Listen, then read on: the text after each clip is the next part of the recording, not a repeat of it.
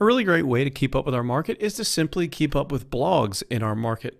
Real simple to find great blogs in your market by using our trusty friend Google and just typing in like a topic and the word blogs. So for example, camping blogs.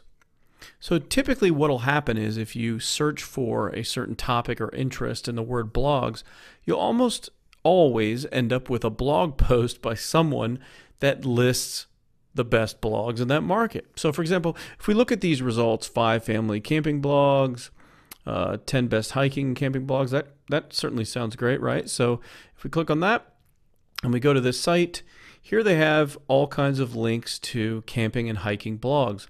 So this is a great way to do a number of things. One, find a bunch of blogs that we can keep an eye on. We can add to Google Alerts and be monitored when they make new posts. Also, just go to their sites and look and see what kind of content they're creating so we can get some blog post ideas for our own blog on stuff that we can be posting about to attract traffic. So when we get to the Content Factory part of this course, when we really get to putting out a lot of content and doing a lot of search engine optimization, we're going to need to have different types of ideas and different types of content to be producing. And one of the best ways to find that is to simply look at blogs in our market and see what they're writing about. And of course, if we go to those blogs and we look at those posts and we see which ones have a lot of comments and activity, that's that engagement that we've been talking about.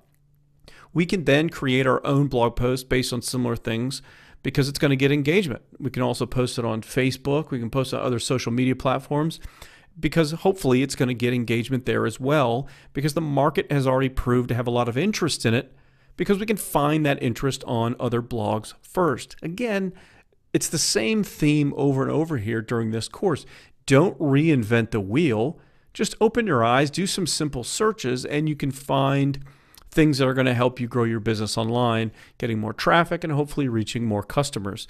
But here's a great example. You just go to Google, you type a topic in and then the word blogs, and then it shows you different blog posts that list blogs. And it's a great way to find affiliate partners. Again, great way to find content marketing ideas, blog post ideas, even keyword ideas. We can find different products. We can stumble upon new competitors that are either linked to or advertise on those sites. And we can also find other places for us to advertise. So for example, let's click on one of these, like this trail cooking in the outdoors. It's going to take us over to one of these other blogs. And we can see, here's a blog, great photos. Looks like a really nice blog. And, you know, down the right-hand side, they have ads for different things. You can see they have an Amazon ad. Of course, it's showing for tennis rackets. I have no idea what that has to do with camping. But you see some links to books.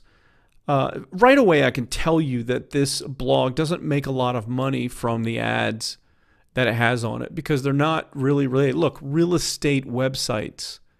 So they have a lot of untargeted advertising. This is, now I don't know what kind of traffic they get. I could find that out by doing some quick searches and looking into the site. But just real quickly, this blog of trail cooking, this could potentially be a great blog for you to advertise on if you were selling to that camping market. And you could easily do direct deals. We're going to get into all this when we get into buying advertising, buying media, doing deals to get traffic. But you could easily do a deal, I bet you, with this company for very little money to run ads and to sponsor their blog.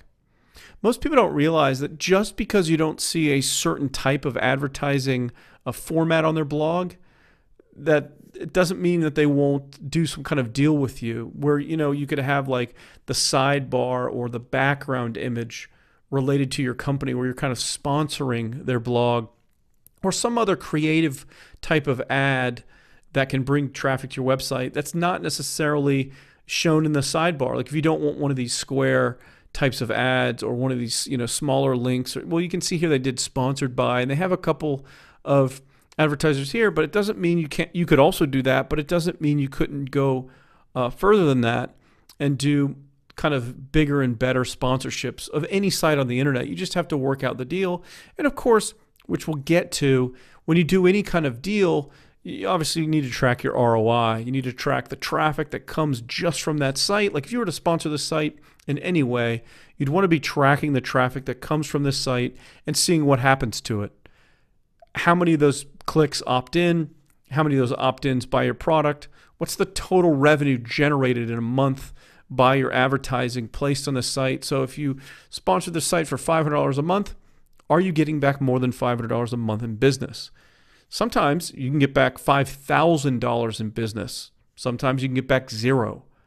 But it's worth testing, and of course, it's worth doing direct deals. And we're going to get into that when we start buying advertising and talking about really starting to bring the traffic to our site. But you have to be able to keep up with your market. One of the best ways to do that is to do searches for blogs in your market, and then, of course, keeping up with those blogs by visiting them regularly or setting up Google alerts to notify you when new blog posts are made on those sites or when someone's talking about those sites.